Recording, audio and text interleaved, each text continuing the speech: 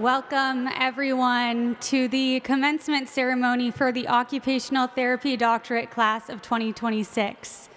Woo!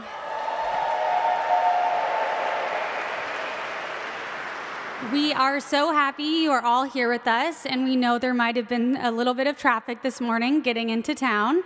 So that being said, we are going to wait 5 more minutes before we welcome in our graduates and faculty. So sit tight. We can't wait to get started. Thank you.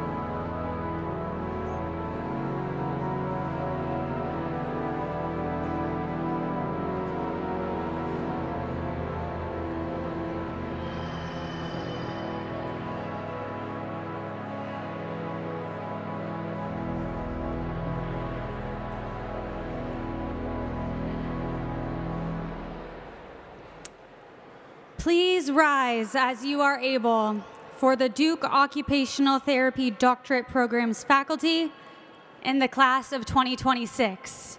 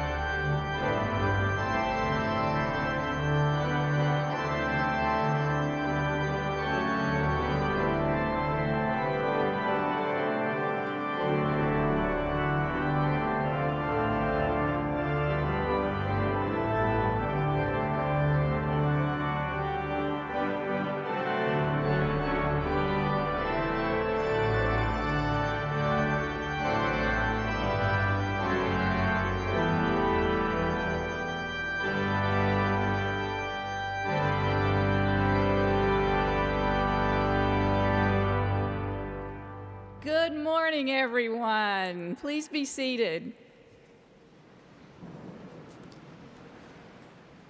My name is Barb Hooper. I am the Division Chief of the Duke Occupational Therapy Doctorate Program, and it is my deep honor to welcome you to this momentous occasion. Whether you're joining us here in person, whether you're joining us online, or some of you may be in your cars trying to get to us because of a marathon this morning, you are welcome. Today we gather to celebrate these graduates, the third cohort of occupational therapy students to graduate from Duke University. We have a meaningful ceremony planned to commemorate the success and the distinction of the graduates. To start our ceremony, it is my honor to welcome Dr. Benjamin Allman. Dr. Allman is the James Urbaniak Distinguished Professor and Chair of Orthopedic Surgery at Duke. That's the department where Occupational Therapy Doctorate Division is housed. I'm deeply grateful to Dr. Allman for his support for occupational therapy at Duke. And his support really has been vital to us being here today. Dr. Allman.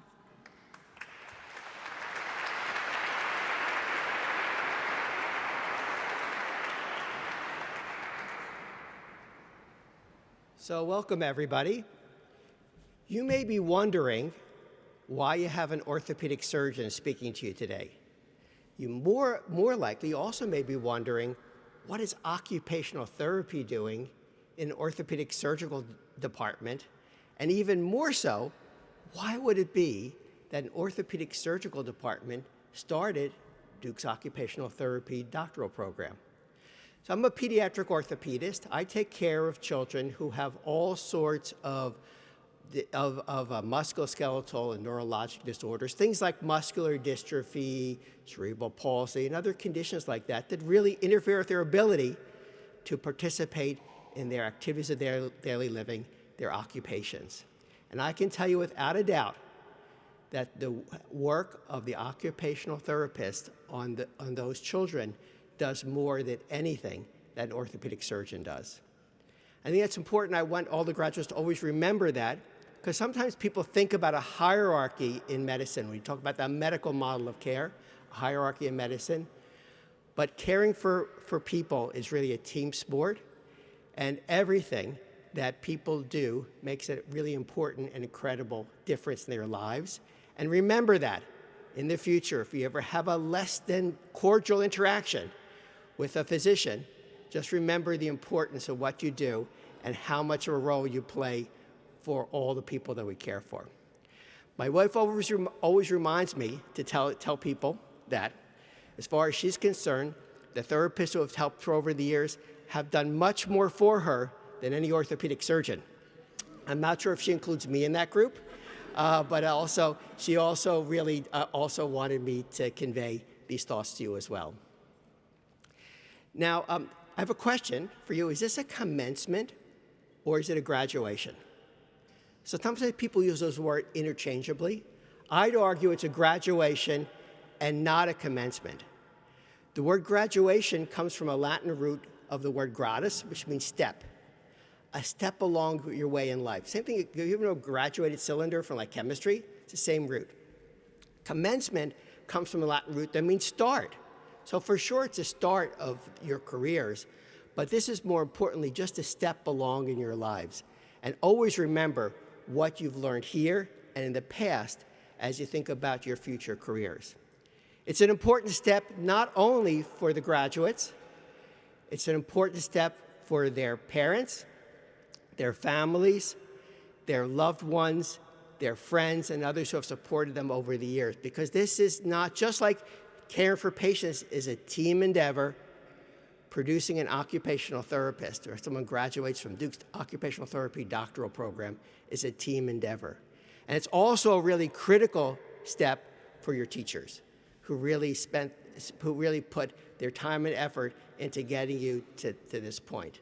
So congratulations. While it is a start for the rest of your careers, it's more importantly just a step along the way.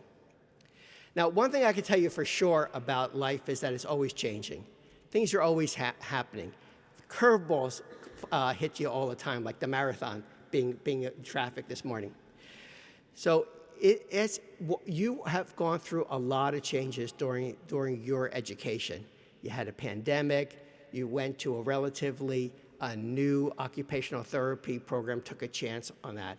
And you've learned along the way how to deal with changes that may come at you. And I want you to also remember those lessons, because that will also help you as you go forward. But there's a lot of new innovations that are coming up that may make a big difference in how you're going to practice occupational therapy over time. And I'd also like you to really participate in trying to understand and shape those innovations over time. So this morning, when we were talking, actually talking just out back before we walked in, about the marathon, and I was saying that when I sort of grew up, there was no GPS, no computers. I'd look at a map, and if you didn't know where the marathon was, you couldn't figure out your way around it. And today, when I drove up and I ran to the marathon, I looked on my phone and told me how to get there. And that's innovation. An innovation that will make people's ability to interact with their occupations a lot easier by those kinds of changes that have happened over time.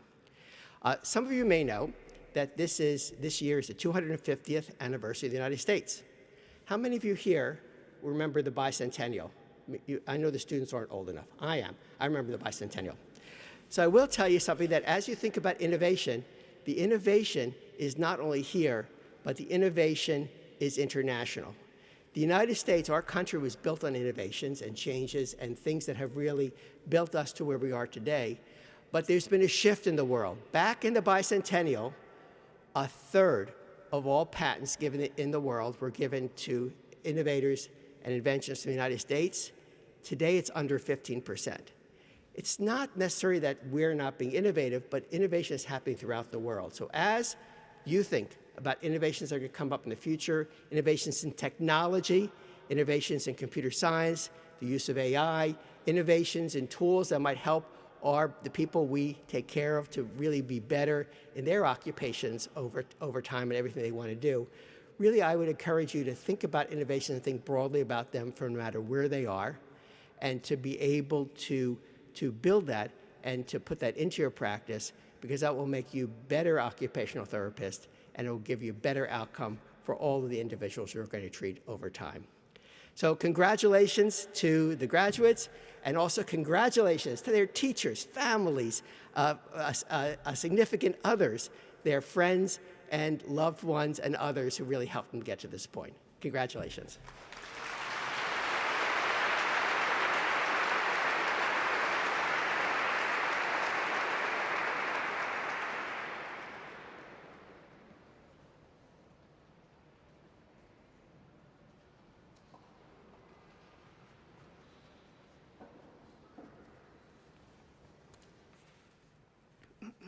Good morning, everyone.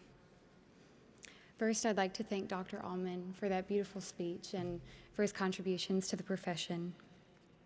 It's truly an honor to stand here today with all of you as we close one chapter and begin another. There are moments in this journey when we didn't feel ready, moments when we doubted ourselves, when things didn't go the way we hoped, and yet here we are. Not because it was easy, but because we chose to keep going. We've been uncomfortable repeatedly, professionally, on purpose, and we showed up anyway. Today is not a celebration of perfection, but a declaration of courage. We graduate not because we have mastered every answer, but because we have learned, truly learned, to stand in uncertainty and respond with intention. That is not a small thing. That is, in fact, the whole thing. Because stepping into this work means carrying things we never expected. The weight of someone else's suffering is real, and it's heavy. And it will sit with you at the dinner table and wake you up at 3 a.m. and follow you into the parking garage after a shift. There will be days when your training feels impossibly small against that weight, days when the path forward is unclear, and when you do everything right and it still goes sideways. On those days, your credentials will not define you. Your character and your resilience will.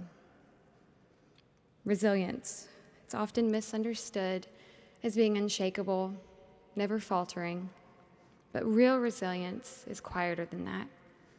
It's the moment when you're exhausted and discouraged, but you choose, actively, stubbornly, almost irrationally choose to stay, to endure, and to show up one more time. That's the kind of resilience that defines a healer. Not the absence of doubt, but to act in spite of it. Life, and this work especially, is full of sobering and tragic moments. You'll meet people on the worst days of their lives. You'll sit with grief you did not cause and cannot cure. You'll witness the full, unedited, unfiltered weight of what it means to be human, and you'll need to stay present for it. Not because it's easy, but because you were called to this work. But this work is also beautiful. It's complicated, exhausting, sometimes heartbreaking. but it's extraordinary. You'll be trusted with one's body, mind, independence, and hope. You'll be there for moments that matter in ways that are genuinely and completely irreplaceable. What we get to do is rare, it's sacred, and it's a privilege. The challenge before us is not to simply perform with competence, but it's to intentionally usher in love and empathy in every interaction. It's to get our hands dirty in the sacred and complicated work of serving others, to reject the illusion that expertise alone makes a healer, because it does not. It's your willingness to choose integrity over comfort, to lead with compassion when the system is not set up for it, to stay rooted in the midst of chaos. So get messy. Don't run from the chaos. Lead in it. Mold others through it. Empower in it. The people who will need you the most are the ones living in the messy middle, and they will need you to meet them there. That's the work we've signed up for. Complex, uncertain, human, beautiful, and messy. Graduation is not the end of becoming. It's the beginning of choosing again and again who we will be on the ordinary days and on the hard ones. Not who we were trained to be, but who we choose to be deliberately in the room with another person who needs us. So here's what I want to leave you with. Be brave more than you strive to be perfect. Be present more than you are polished. And lead with love more than you lead with answers. And on the days when this work breaks your heart a little, remember that a heart that breaks is a heart that's open, and an open heart is the most powerful tool you will carry into a room. Congratulations, class of 2026. Now go get messy.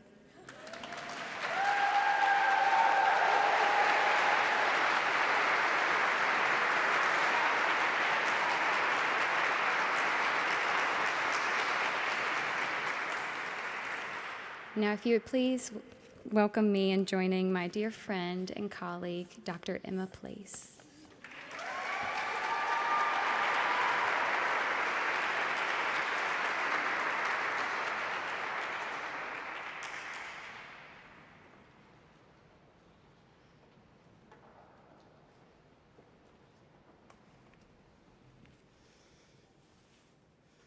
Hello, class of 2026, and those who are present to celebrate with us today. Thank you for being here.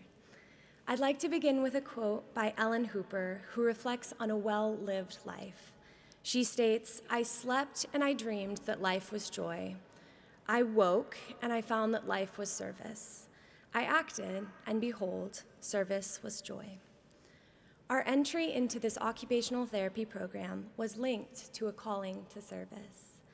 Within these years of education, our careers now exist within a field of service. But I would like to focus on the joy aspect of this poem. Joy enters this poem as a dream, an intent. However, joy is not guaranteed by a career, nor does it need to be found only in our work or our service. Joy is a choice, and it is something we come to know by knowing ourselves. It may be rooted in community, in rest, in creativity, in relationships far outside our professional role. And yet, through our work, we strive to be conduits of joy. In occupational therapy, we gain insight into how the ordinary and familiar tasks have potential to provide joy. But we should not separate this opportunity for joy as something that we cannot experience in our own lives. Joy cannot simply be a principle of our practice, but it must be something that we actively live and embody. Knowing what brings us joy, protecting it, and returning to it will propel us forward in our professions and beyond. We are OTs, we are in service, and my wish for us is that we continue to exist in joy. As we graduate, we have this opportunity to shape our narrative within the field, and I would encourage us to always hold on to the power of choice. Our service begins with ourselves, to honor and to tend to the light within us that gives us our why. Joy is being in alignment with what truly matters to you, rather than acting for someone else's approval. Joy lives in the trying, and sometimes it isn't visible. There will be days, sessions, even entire client journeys where it feels absent. Fieldwork showed us this quickly. We are not shielded from systems that demand productivity, hours, notes, numbers, and still within that, we encounter something deeper, the complexity of being human. Even after years of practice, we will walk into sessions without answers. In those moments, we return to what we do have, our presence, our curiosity, and our willingness to wonder alongside our clients. We are practitioners of daily life, of small and often unseen moments where the joy resides, in quiet progress, in subtle shifts, and in each step forward. So take small steps, my friends, small steps in our first days, months, and years of practice, having comfort and knowing that you earn this title in service and joy, and knowing that you are a powerful conduit of celebration and enablement and occupation. Remember that failure is the organic process of trying. You have permission to experience peace within the ebbs and the flows. Each step you take moves you closer to the life that you are building and who you are becoming. I want to take one last moment to honor the directors, the professors, the faculty, the staff, the fieldwork mentors, the capstone advisors who have taken steps with us to get us to where we are today. Thank you for your dedication, and thank you for your heart to serve. We are immensely grateful. And congratulations to you, class of 2026. May we all move forward, holding firmly to the joy and the purpose that brought us here. Thank you.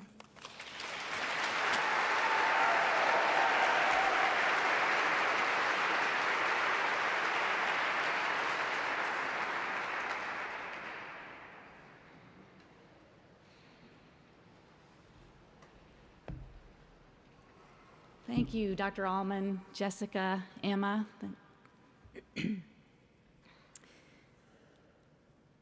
Graduates, in just a few minutes, we're going to acknowledge your success by awarding you, each of you, a diploma and a doctoral shawl.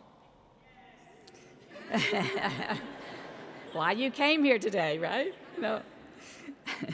But before we do that, I want to say a few words about why we've chosen the symbolic language of shawl. The shawl is a garment with global origins and meanings, often given to mark a threshold, a crossing from one role or stage of life into another. Today is crossing time. Today you cross into the community of occupational therapy, joining your faculty, instructors, mentors, and fieldwork educators, not as students, but as colleagues. We mark that crossing by granting the doctoral shawl as a symbol of welcome and respect for your emerging knowledge, your giftedness, and your service. In some traditions, the giving of a shawl is a joyful way of saying, we welcome the great gifts within you. The crossing shawl also carries responsibility.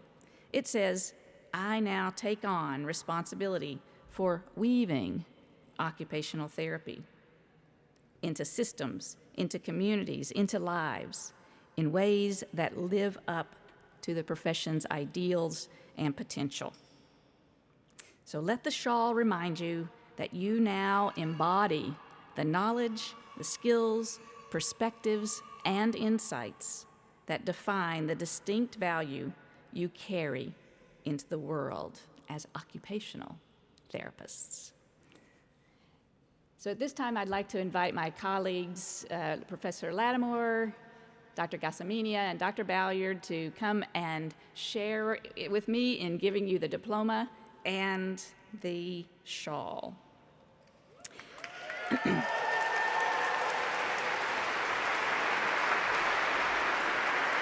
And I'd like to invite the graduates to approach the stage, and I'd like to invite the families, as your graduate is awarded the shawl and the diploma, please offer your expressions of celebration in whatever ways you feel moved.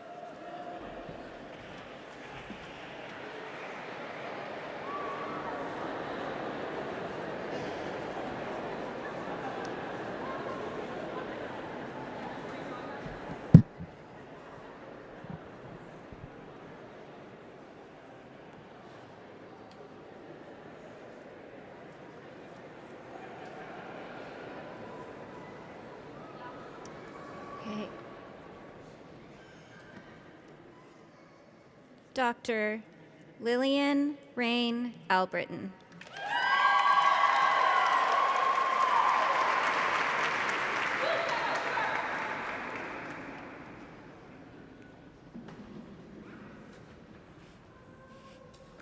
Dr. Fatima Al-Sarakbi Hernandez.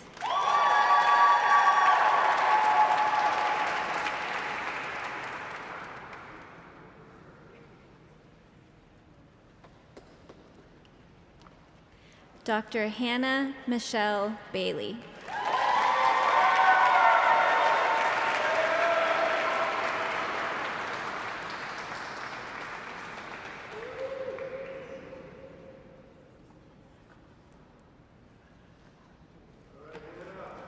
Dr. Christina Blair Billman.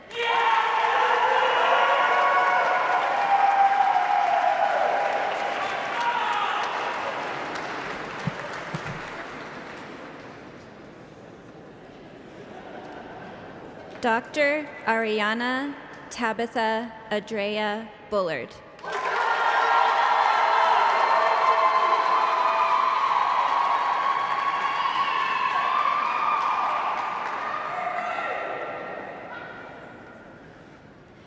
Dr. Ashley Elizabeth Byrne.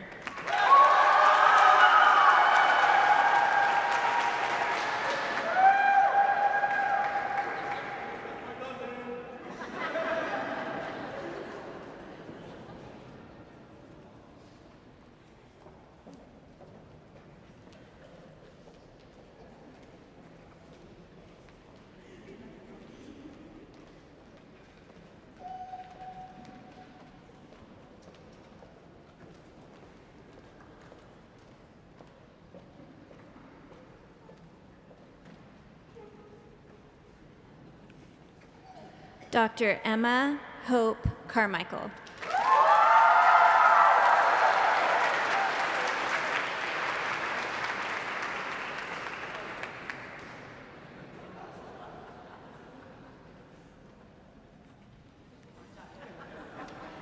Dr. Kayla Christina Chano.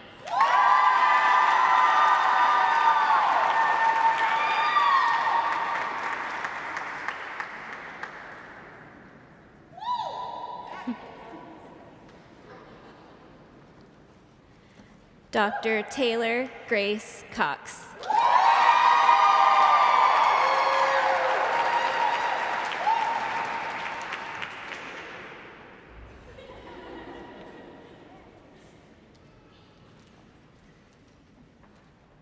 Dr. Jessica Page Crosby.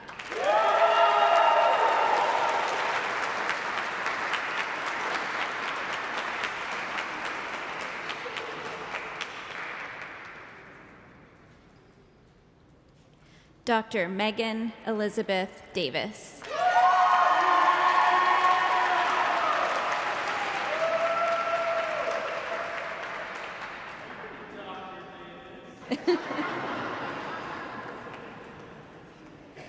Dr. Lainey Elizabeth Dowell.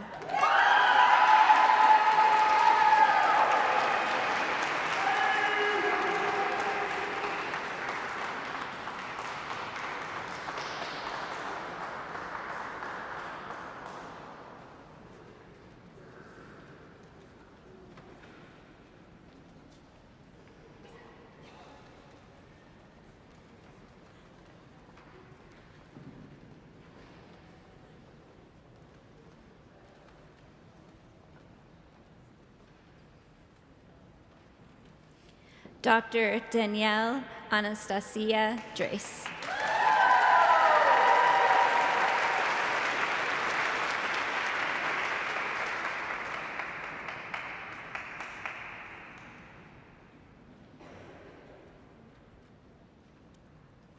Dr. Lindsay Marie Dirtle.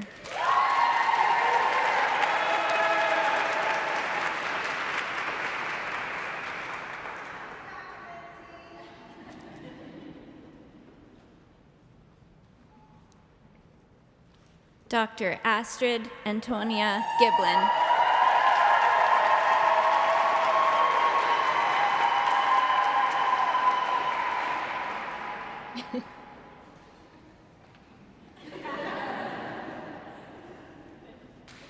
Dr. Brian Josue Gonzalez Granados.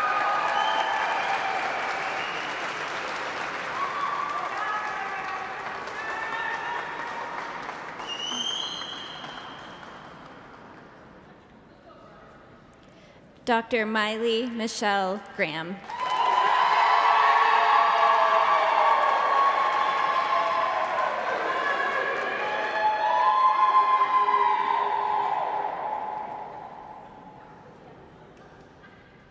Dr. Morgan Keating Gumbiner.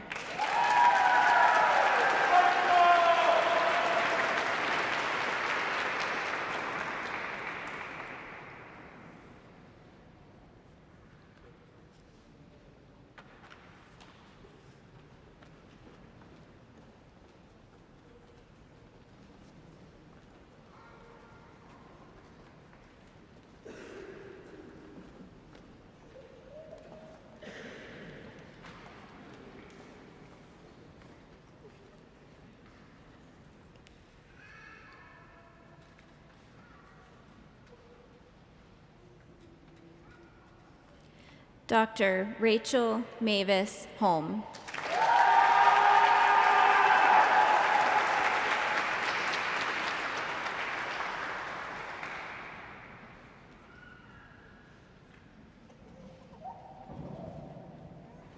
Dr. Kelsey Shea Holt.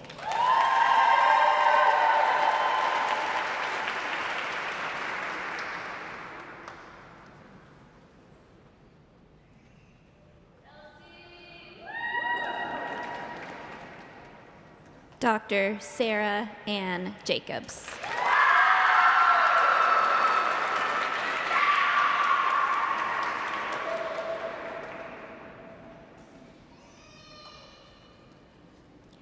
Dr. Amira Janet Jenkins.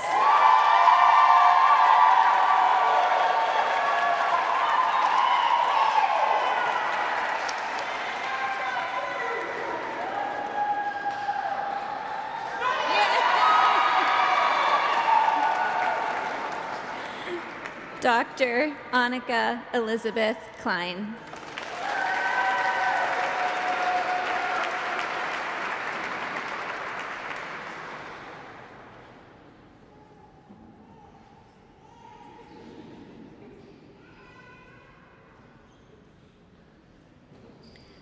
Dr. Rachel Marie Knoll.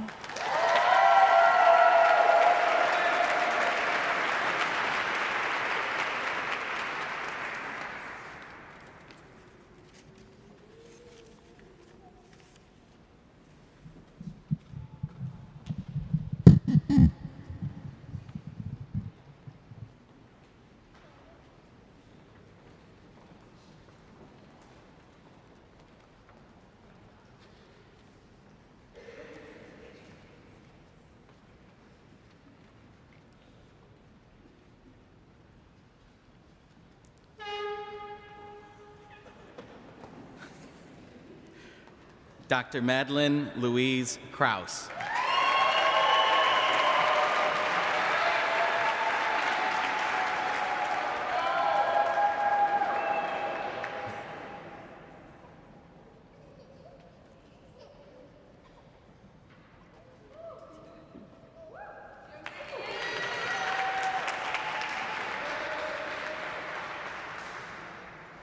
Dr. Allie Lindsay Lerner.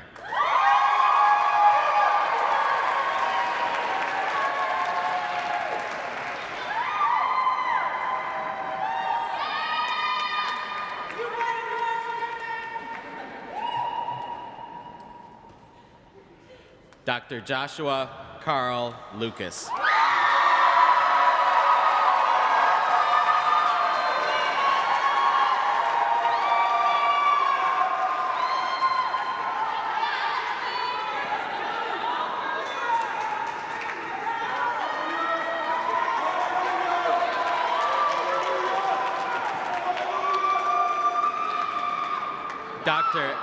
Dr. Ashley Camille McGraw.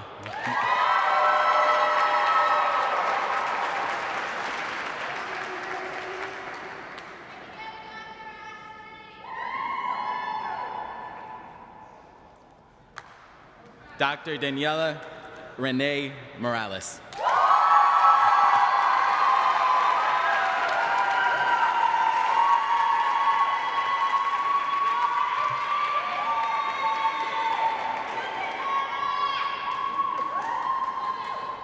Dr. Katie Christine Nearing.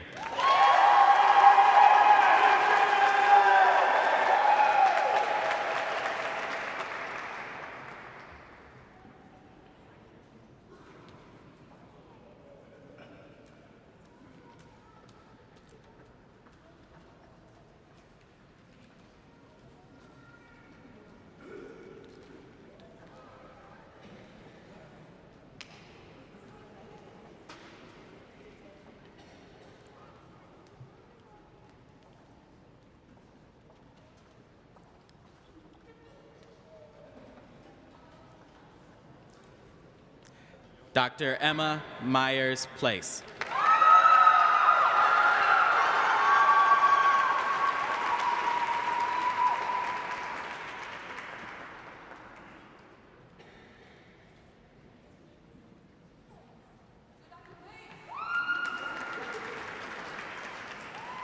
Dr. Mary Kitchen Platt.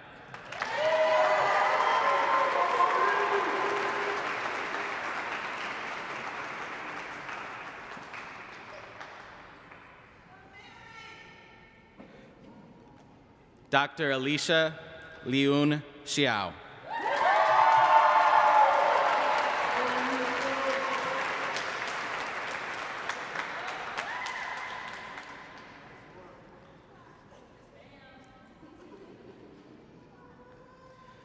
Dr. Elisa Vielka Roth.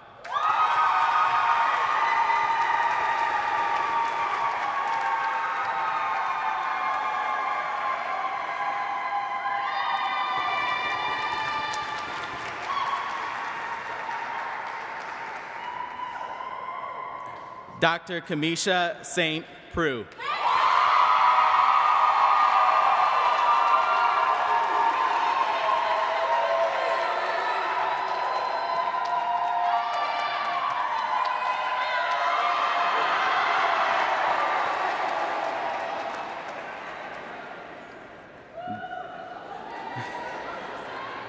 Dr. Lauren Mary Sawyer.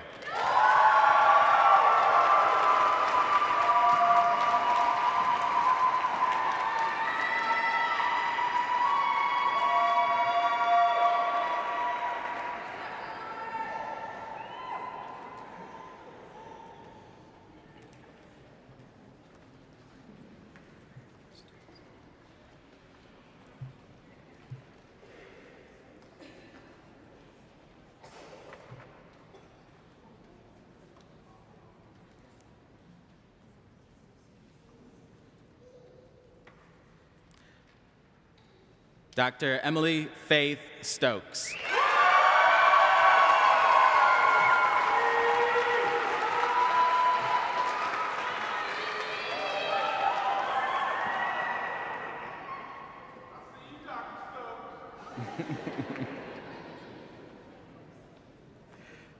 Dr. Martha Regan Tharp.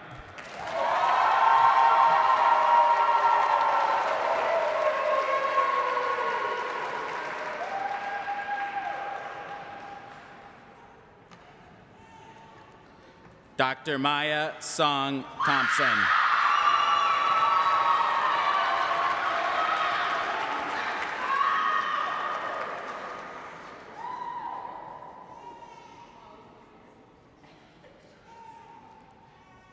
Dr. Sheila Grace Tomlin.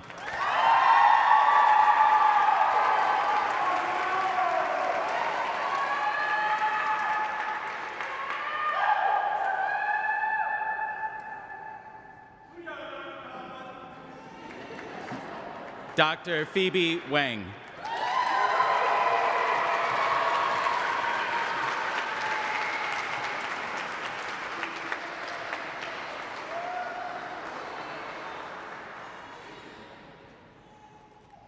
Dr. Madeline Nicole Wood.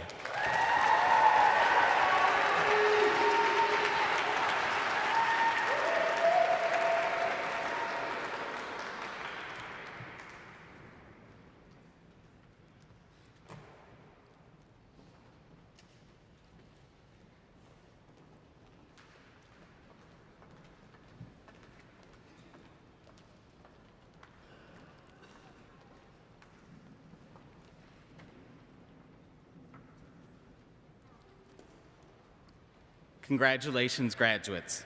Friends and family, it is my pleasure to present the Duke OTD Class of 2026.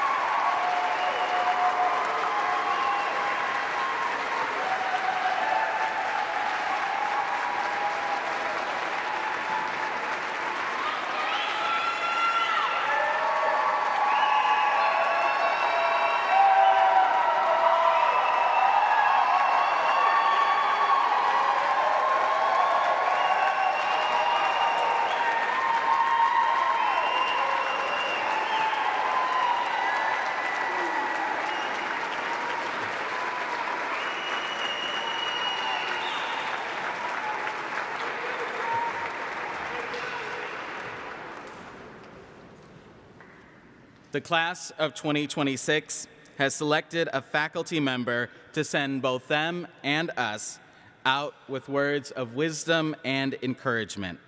Dr. Michael Awama, the floor is yours.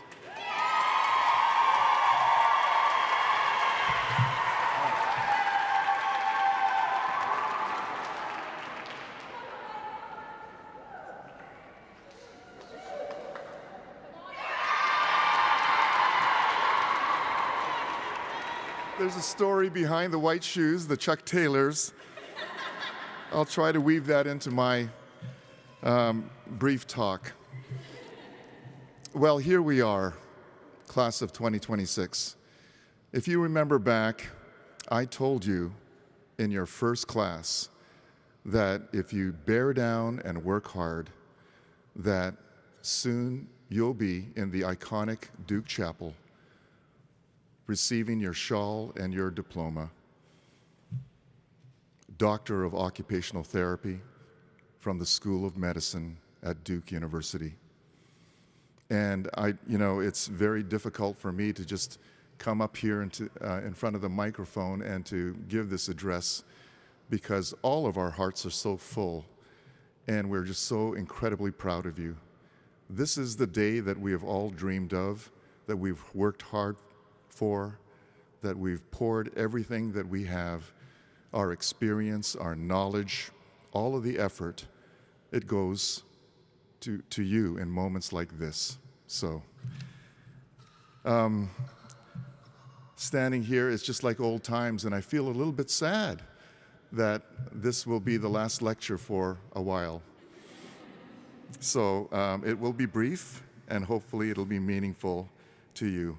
There are two things that I want to share with you as you leave this place as occupational therapists, as doctors of occupational therapy.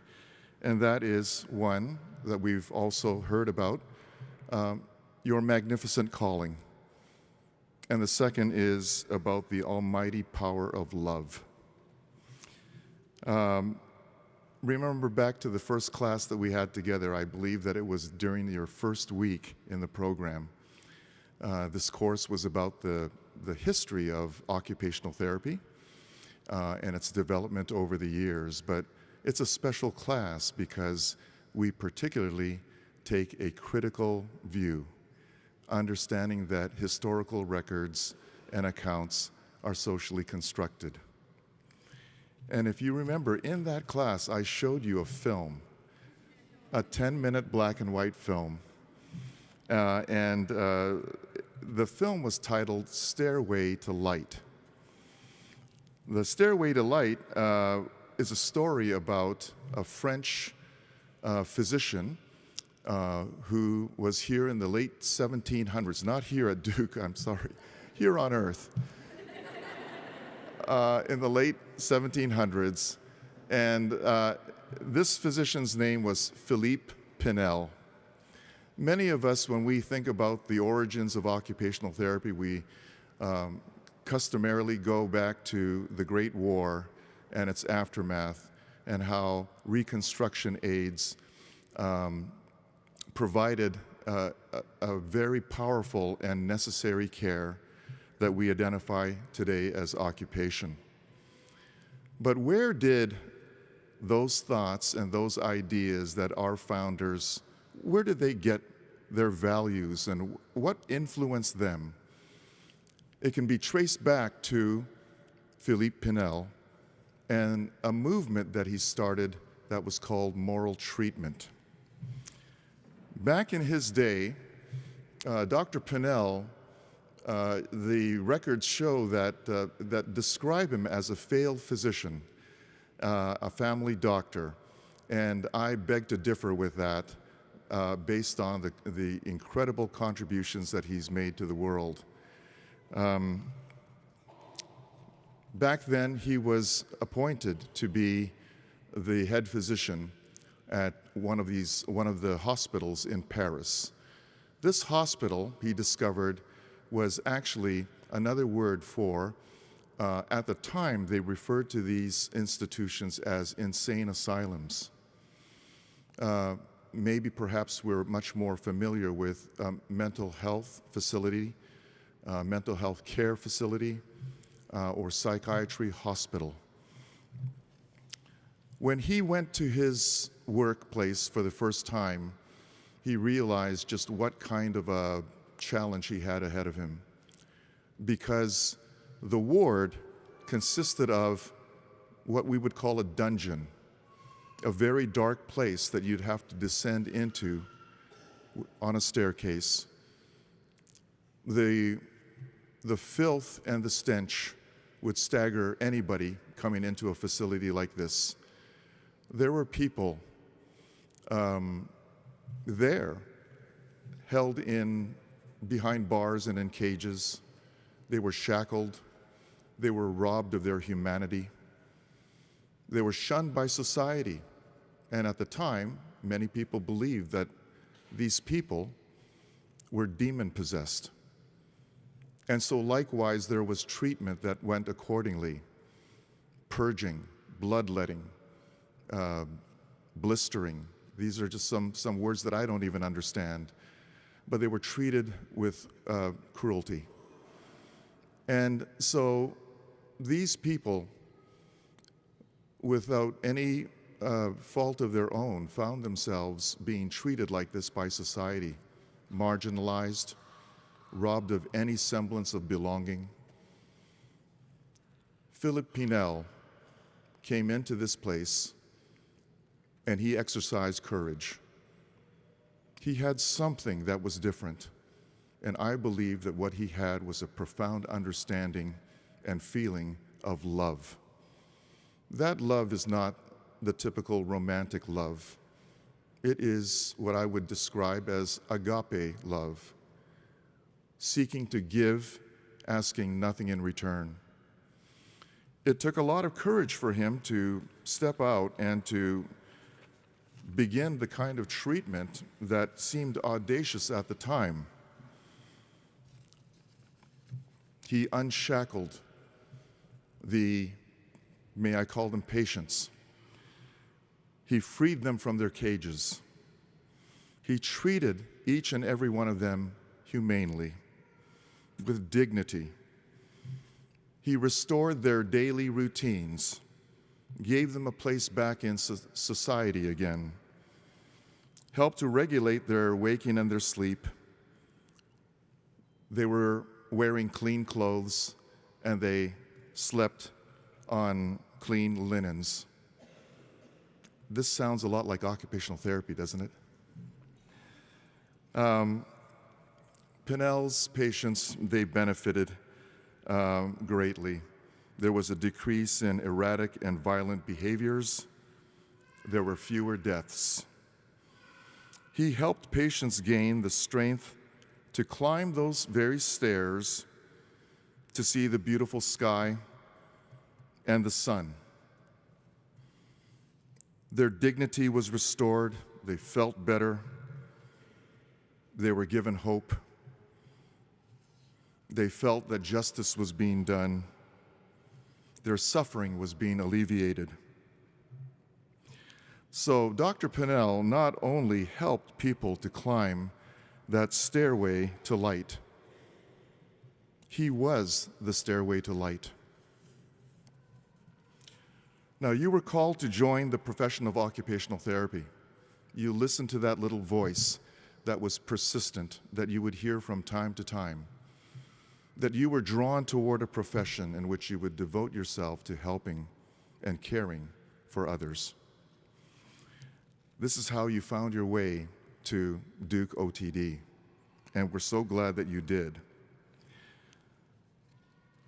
I want to segue just into a term that I just spoke about, which was about love and the power of love. Many people know me in the field of occupational therapy as a kind of a theorist, a person that puts these ideas together, a thinker. And so I'm very fond of theory, and I also understand the necessity, the power of practice. But I'm here to say, and to remind you once again, that it's not theory and it's not practice that heals. What heals is love. And so, what truly heals is love, not the romantic kind of love, the agape love. Doing for others, asking nothing in return. Occupational therapy lacks its true potential and power without love. Love is patient, love is kind, love is enduring. Love heals, it endures, it seeks justice, it inspires hope, it gives mercy, it gives grace. It makes you want to listen, to soothe the other's pain.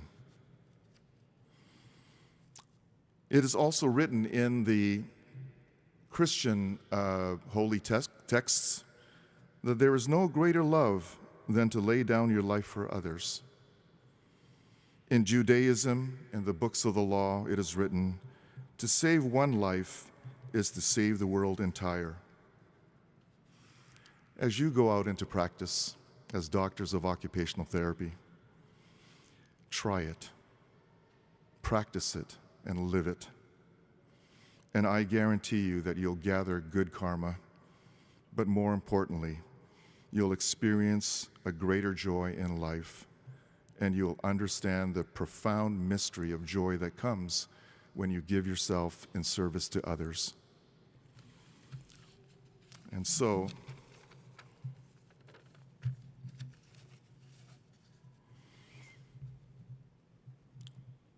you are not to just lead people to the stairway to light. When you took these steps just moments ago and received your diplomas and your shawl, you became the stairway to light. The world is better because you're here, because of your accomplishments, and especially because of the kind of effect that you're going to have on the world. And I thank you for your vision, your persistence, and your understanding of these profound truths. So, as you leave this place, go out boldly, confidently and understand your mission and enjoy your life as we, as faculty, as fellow colleagues now, as staff, and everybody that has contributed to your time and your education here. We're all very, very proud of you because you are the stairway to light. Go forward and change the world.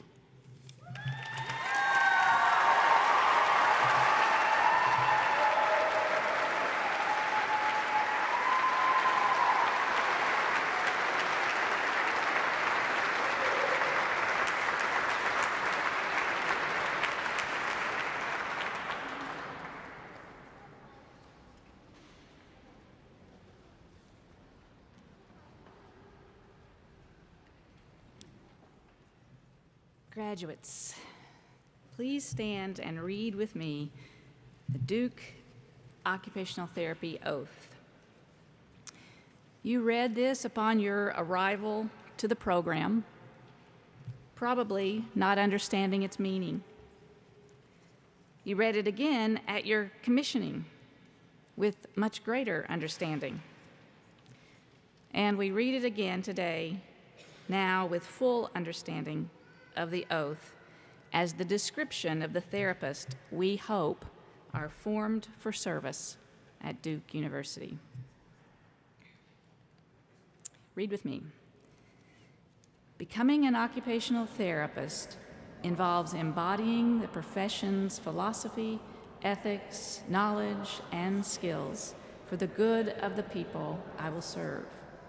Toward that end, I will uphold the highest ideals of occupational therapy, honor the dignity and humanity of all, advocate for the right of people to access and participate in meaningful occupations that support their health and well-being, enable the diverse occupational expressions of people and communities, serve as an ethical, visionary leader who contributes to the growth of occupational therapy, strive for deeper insights, compassion, and knowledge in the discharge of my duties, strive for integrity between who I am and what I do as a professional. With honor and pride, I commit myself to learning my chosen profession, and I assume my role in creating a more occupationally just society. I want to thank you all for being here today and celebrating the Stairways to Light. Thank you, Dr. Wama, for that phrase, and celebrating their step into this amazing career.